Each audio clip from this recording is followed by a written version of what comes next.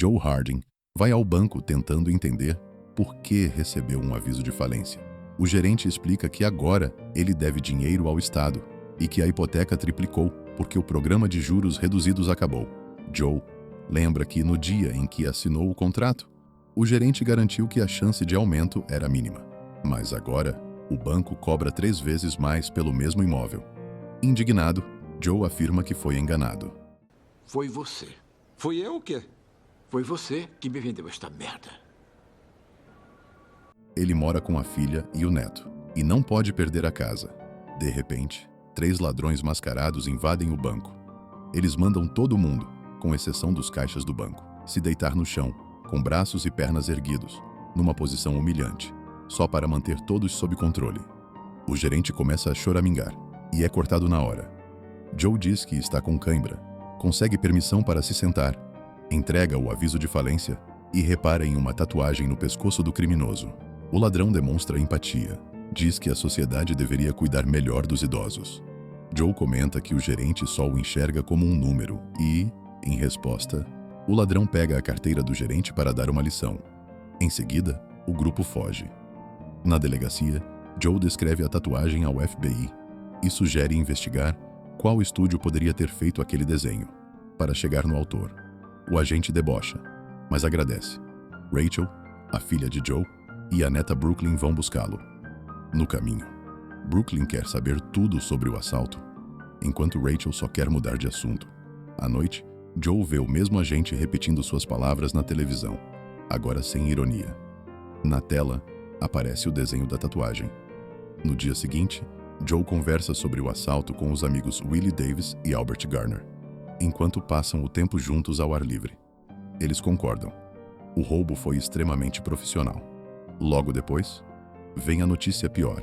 A antiga fábrica onde trabalharam vai fechar, a produção será levada para o Vietnã e o fundo de aposentadoria é congelado.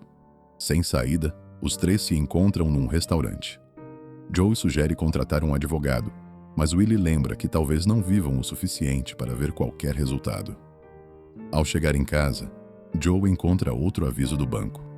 A casa será tomada em 1 mês. Em uma consulta médica, Willie descobre que precisa urgentemente de um transplante de rim. Pela idade e pelo plano de saúde, está no fim da fila. Ele conversa com a filha e o neto por videochamada, mas não revela a condição. Enquanto isso, Albert tenta ensinar saxofone a um adolescente que detesta o instrumento. Ao sair, Annie, a avó do garoto, dá em cima dele e diz lembrar de quando o viu tocar com Stan Getz. Joe vai buscar Brooklyn na escola. Ela diz que já pode ir sozinha, mas mostra o boletim e cobra o cachorrinho prometido.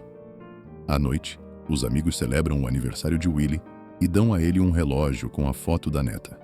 É então que Joe revela sua ideia: assaltar um banco. Todo mundo ri, até ele mostrar as cartas do banco. Ele está prestes a perder tudo.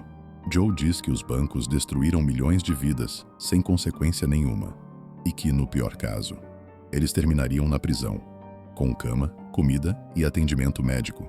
Joe acredita que tem habilidade suficiente para não serem pegos. Depois da festa, Willie aceita. Albert hesita, mas acaba cedendo. Como treino, eles decidem furtar mantimentos no supermercado onde Annie trabalha. Willie e Joe deixam Albert no carro, mas ele resolve seguir os dois mesmo assim. Annie percebe a situação, ajuda na escolha das compras e entra no jogo. Enquanto isso, Joe e Willie acabam chamando a atenção da segurança do mercado. Na tentativa de sair discretamente, eles percebem que Albert não está ao volante, o que impede a fuga imediata. Joe, então, pega uma scooter elétrica de uma cliente para tentar escapar. O segurança apita, corre atrás deles, e Willie improvisa uma distração, jogando farinha no ar, criando uma espécie de cortina de fumaça. Mesmo assim, os 3 acabam detidos. As câmeras registram tudo, mas o gerente do mercado decide relevar a situação, já que eles são idosos. Ele libera os 3, ainda entrega cupons de desconto e pede apenas que não tentem roubar novamente, pelo menos naquele mercado. Ao saírem, Albert perde a paciência, chama os amigos de ladrões sem futuro e vai embora irritado. Joe entende que Albert tem razão e conclui que precisam de ajuda profissional. Eles entram em contato com o ex-genro de Joe e pedem que ele os apresente a alguém que realmente entenda de crimes. Enquanto isso, Albert volta ao supermercado e acaba reencontrando Annie, mesmo dizendo novamente que não está procurando um relacionamento. Annie insiste que isso não é motivo para ele negar a si mesmo um pouco de prazer. Os dois jantam juntos e acabam passando a noite juntos. Na manhã seguinte, Albert aparece no restaurante de ótimo humor, mas ainda se recusa a participar do assalto. Ao mesmo tempo, Willie lê o jornal e descobre que o fundo de aposentadoria dos três está sendo confiscado, exatamente pelo mesmo banco que pretende tomar a casa de Joe. Depois de anos como clientes fiéis, eles percebem que também estão perdendo o dinheiro da aposentadoria. A notícia revolta os três amigos. Aquilo se torna a gota d'água, e Albert finalmente concorda em participar do roubo. Eles procuram Jesus, dono de um pet shop e criminoso profissional. Os amigos oferecem a ele 25% do lucro e garantem que não haverá riscos, pois eles mesmos cuidarão de tudo. Jesus alerta que assaltar um banco pode render prisão perpétua. Joe responde que não tem mais nada a perder. Sua casa será tomada e sua aposentadoria já acabou. Impressionado com a determinação de Joe, Jesus aceita ajudar. Naquela mesma noite, sentados em um bar, os amigos calculam quanto dinheiro precisariam recuperar para compensar tudo o que foi tirado deles. Joe afirma que, se conseguirem mais do que isso, o excedente será doado para a caridade. Com a ajuda de Jesus, eles montam um plano detalhado, estudam a posição das câmeras, preparam um veículo de fuga, começam a se exercitar para melhorar a forma física e não parecerem frágeis demais, e constroem álibis sólidos. Eles também treinam tiro, mas usando apenas munição de festim. Jesus deixa claro que matar alguém durante um assalto seria o pior erro possível.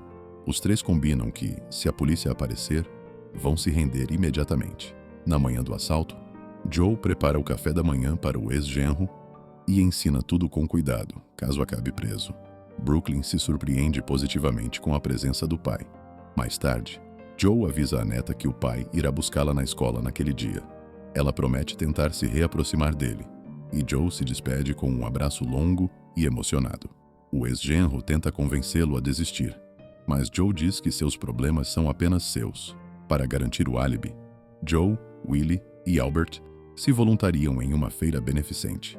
No momento certo, eles se afastam discretamente, trocam de roupa e seguem para o assalto em uma van roubada. Joe entrega aos amigos armas carregadas com munição de festim, para garantir que ninguém se machuque. Usando máscaras de Frank Sinatra, Dean Martin e Sammy Davis Jr., eles entram no banco, trancam as portas e disparam um tiro para o alto. As pessoas se jogam no chão em pânico, enquanto os caixas enchem as bolsas com dinheiro. Uma garotinha entrega sua boneca, achando que os ladrões também vão levá-la. Willie tenta acalmá-la, falando sobre sua neta.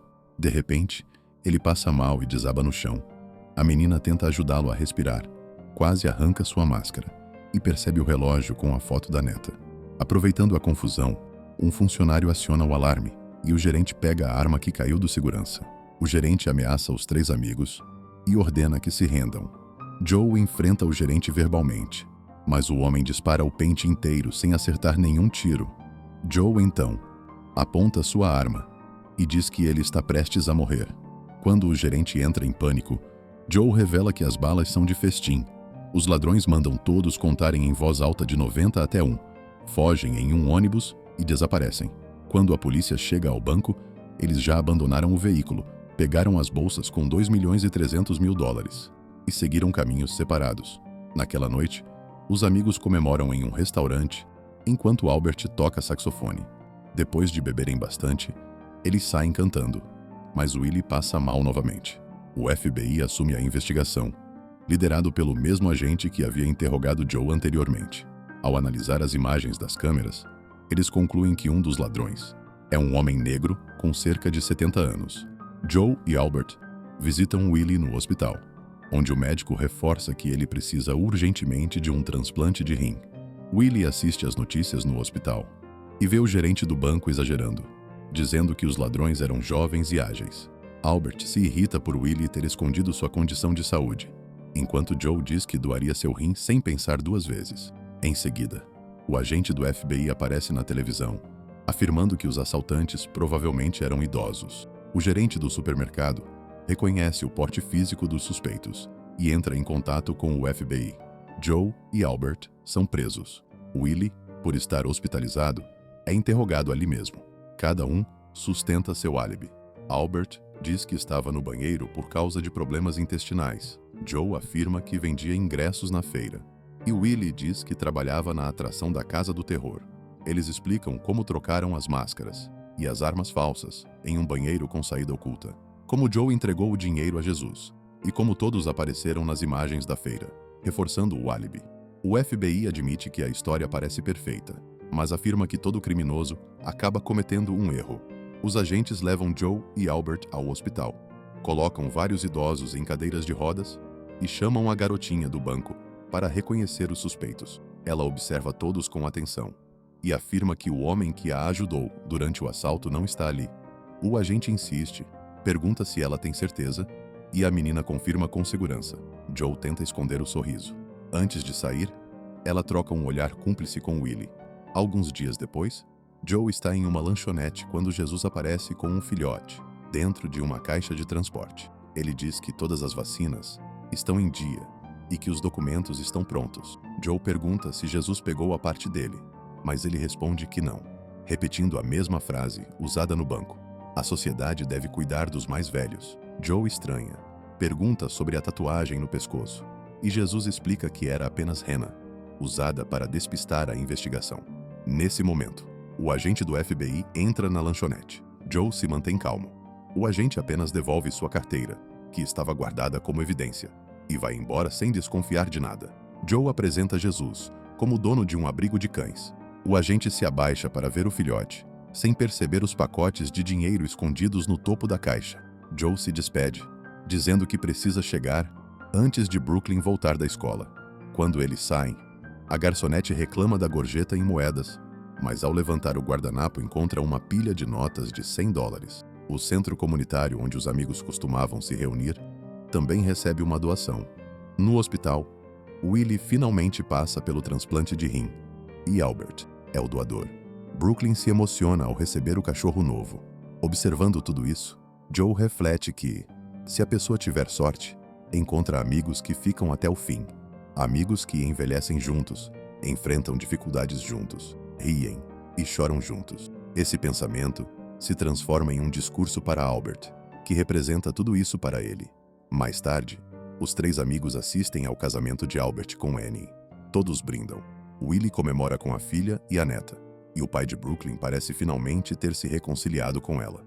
No final, os três amigos observam a festa do alto de uma ponte. Albert admite que não entende como acabou casado, mas sente algo simples e raro, uma sensação muito próxima da felicidade.